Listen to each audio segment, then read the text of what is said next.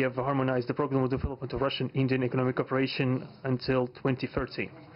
This comprehensive document gives us concrete set of objectives.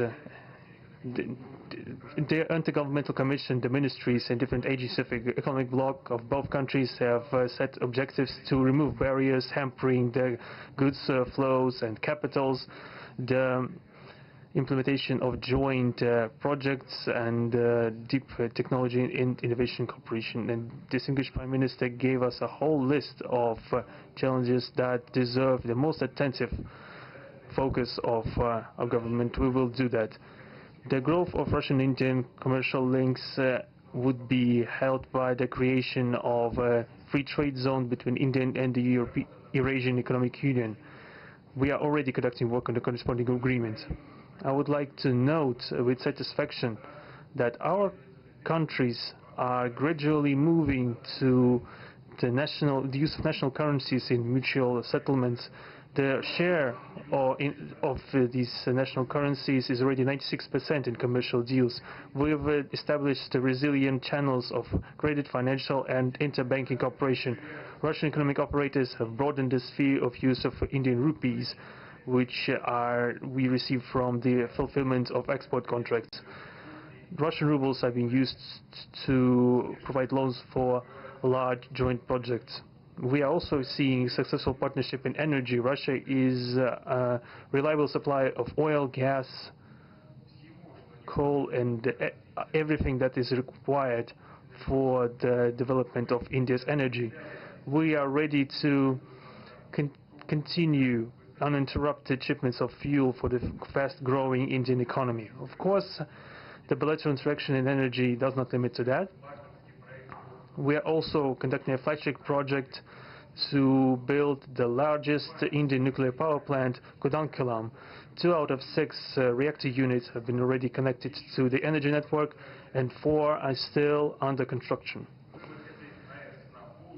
Getting this nuclear power plant to full power output will give an impressive contribution to the energy requirements of India. It will help supply Indian enterprises and houses with cheap and clean energy. We presume that we could talk about the construction of small modular reactors and floating nuclear power plants, and also non-energy application of nuclear technologies, for example in medicine or agriculture. We are working with our Indian partners to build new, effective international transport logistic routes, including the projects to create an international north-south transport corridor from Russia and Belarus to the Indian Ocean coast.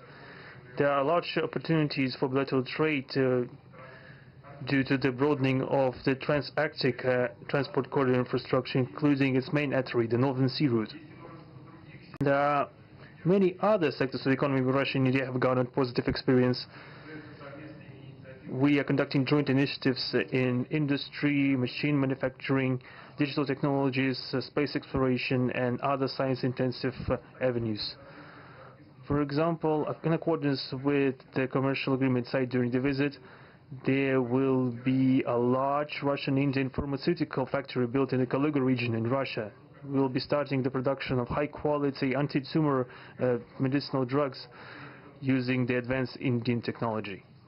In that turn, Russian enterprises will be establishing the production of industrial products in the framework of the Make in India program, which is a hallmark project of distinguished Prime Minister Modi.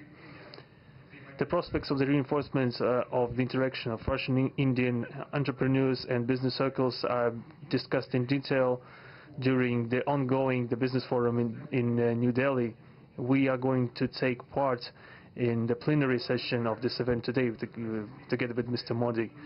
The humanitarian cooperation between Russia and India is also of a multifaceted character. Our peoples throughout centuries have been sincerely interested in the traditions, history and spiritual values of each other.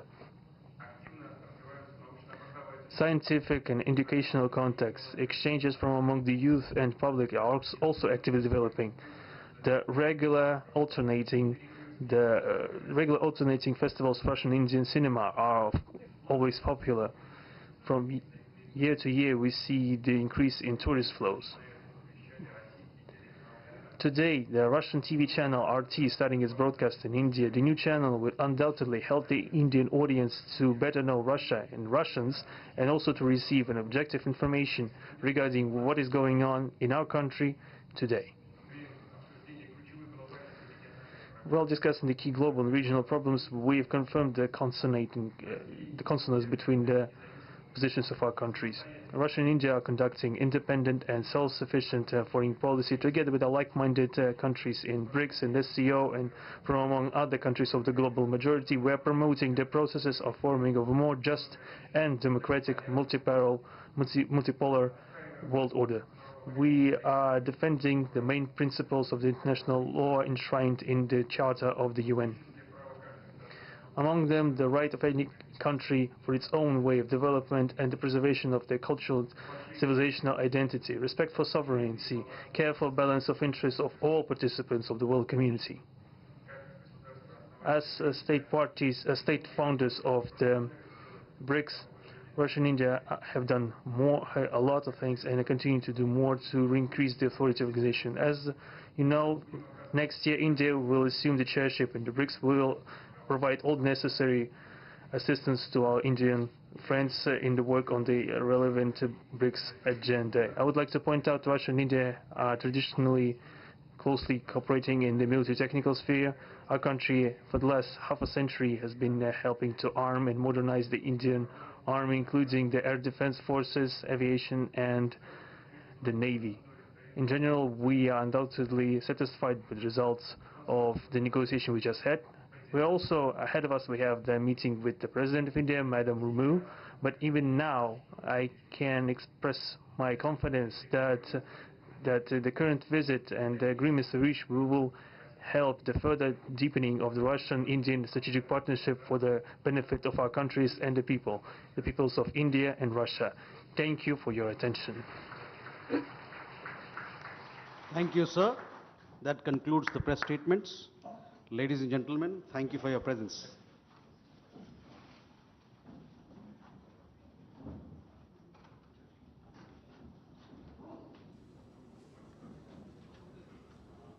तो Hyderabad house से आप सीधा प्रसारण देख रहे थे, जहां रूस के राष्ट्रपति व्लादिमीर पुतिन और प्रधानमंत्री नरेंद्र मोदी के द्वारा प्रतिनिधिमंडल स्तर की वार्ता के बाद इस वक्त औपचारिक वक्तव्य दिए जा रहे थे और महत्वपूर्ण